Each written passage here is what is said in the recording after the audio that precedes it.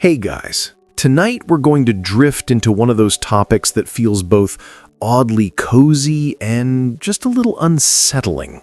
Don't worry, there won't be any jump scares or anything like that. This is still bedtime history. But we're going to explore the kind of fear that shaped the personal lives of kings, queens, emperors, and all the assorted royal disasters that Europe kept breeding like rabbits. Fear, after all, was the real invisible crown.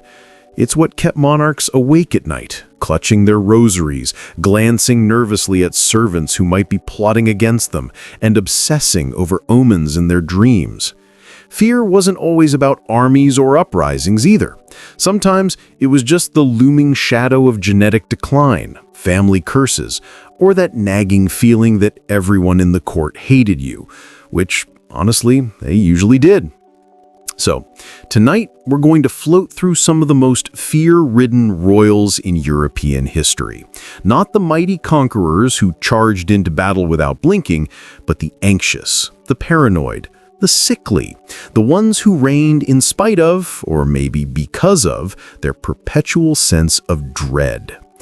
Let's start by tucking ourselves into the 16th century, where fear and power went hand in hand like a badly arranged dynastic marriage. Charles VI of France, the mad king who saw ghosts.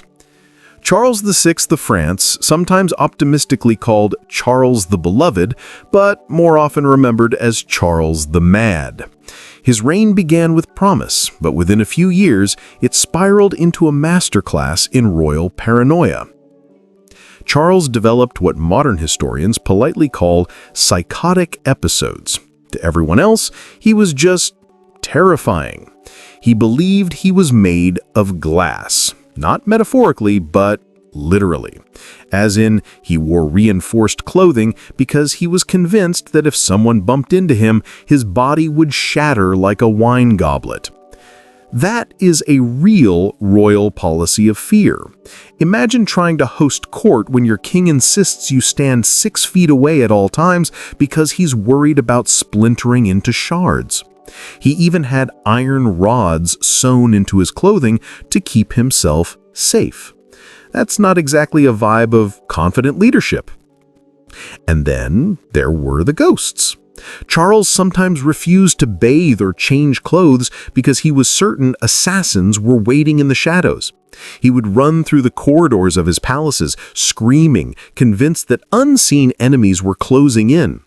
To be fair, he wasn't entirely wrong to feel unsafe. France at the time was basically one prolonged bar fight between the Armagnacs and the Burgundians.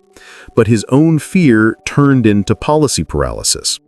His courtiers lived in constant dread too, not of enemies, but of Charles himself.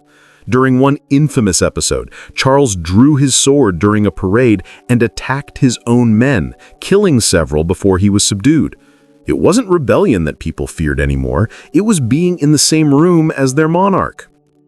So yes, Charles VI left behind a legacy of royal paranoia so intense that people started quietly planning for leadership without him. His fear was contagious, spreading through the court like a bad cold. Philip II of Spain, the paranoid bureaucrat. Now let's float gently south to Spain.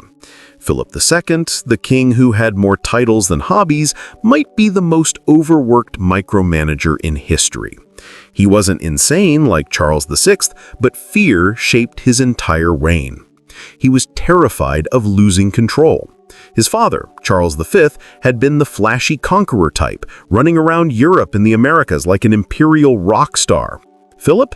He was more of a stay-at-home monarch. He basically locked himself in the gloomy halls of El Escorial, a palace that looks less like a royal home than an insurance company headquarters, and tried to control his sprawling empire through endless paperwork. Seriously, he read and annotated everything.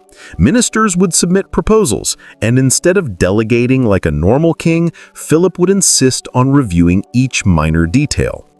He was so paranoid that if a governor suggested one plan, Philip would send it back with 47 margin notes, as if the fate of empire rested on whether a tax was collected in silver coins or gold coins.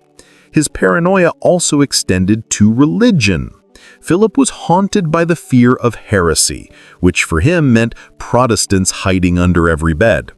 He spent years orchestrating the Inquisition's efforts, convinced that God had personally assigned him the role of Catholic hall monitor. And then there was England. Poor Philip had the misfortune of being married to Queen Mary I, Bloody Mary herself. When she died childless, Philip's dynastic dream evaporated. He was left stewing with the fear that Protestant England would always remain outside his grasp. Hence the Armada in 1588, which he sent out like a floating security blanket, only to watch it sink, literally and figuratively. Philip's sense of fear wasn't theatrical like Charles VI, but it was the slow, grinding paranoia of a man who believed the entire weight of empire would collapse if he didn't personally sign off on every sheet of paper. Imagine being his secretary. Ivan the Terrible. Fear as a lifestyle. Now let's drift east into Russia, where fear practically became a form of governance. Ivan IV, better known as Ivan the Terrible, had the unique distinction of being both deeply afraid and utterly terrifying. Ivan grew up surrounded by betrayal. His father died young, his mother may have been poisoned, and as a child he watched the boyar nobles treat him like an inconvenient orphan. He never really got over it, so when he finally claimed power, Ivan decided to make fear the official national currency. He created the Oprichnina, his own private terror squad dressed in black, riding black horses with dog heads strapped to their saddles to symbolize their loyalty. That's not exactly subtle. Ivan sent them to purge anyone he suspected of treason, which was basically everyone. But here's the twist. Ivan himself lived in fear too. He was convinced of constant betrayal, haunted by omens, and obsessed with the idea that God might punish him at any moment. His violent outbursts, like when he killed his own son in a fit of rage, weren't signs of confidence, but of a man so consumed by dread that he lashed out at shadows. The Russian people didn't love him, but they feared him. And that was enough for Ivan, or at least until Russia was left in ruins after his reign. His sense of fear was both personal trauma and public policy. A pause to breathe. Let's take a moment. We've drifted from glass-bodied French kings to Spanish control freaks, and now into the shadowy paranoia of Russia. If there's one theme here, it's that fear and power were never separate for monarchs. Being at the top didn't mean freedom from fear. It usually meant doubling down on it. But don't worry, we're not about to get into dramatic cliffhangers or violent descriptions. We're going to keep floating along, nice and steady, into a few more royals whose lives were ruled not by bravery, but by nerves, anxiety, and a very human sense of dread. In our next stretch, we'll wander into the Habsburgs, because of course we will. And if you know anything about them, you already know that their entire dynasty was basically one long anxiety dream.